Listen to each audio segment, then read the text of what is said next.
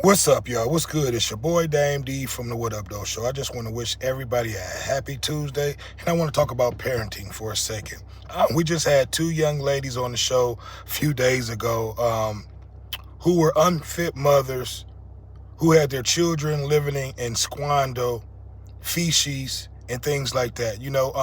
I'm not here to judge. I'm not here to bash. We were trying to help these young ladies out. The grandmother of the children of the young lady from with the 5 children, Cassandra Lambert, the boyfriend mother reached out to me, which is the grandmother of the children, and she kind of explained to me the situation of these young ladies.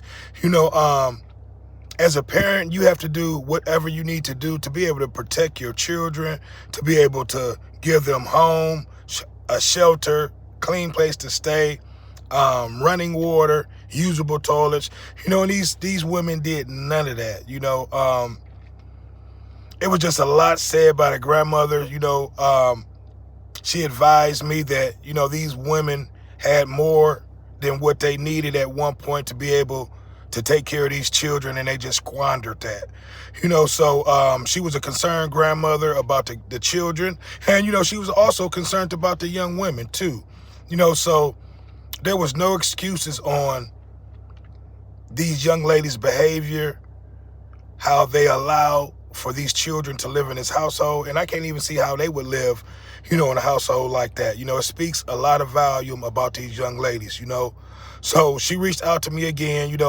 We spoke for quite a bit, told me a lot of things about about both of these young women, but like I said, at the end of the day, the grandmother, Jackie, and like I said, I want to thank her for stepping up, being a grandmother to these 5 children, and bringing Cassandra up under her wing, and I explained to her at the end of the day, my intentions were to just try to help the children, but like I said, we talked last night and we talked today, and she explained a lot to me about these young women's situation. They blew a lot of opportunities.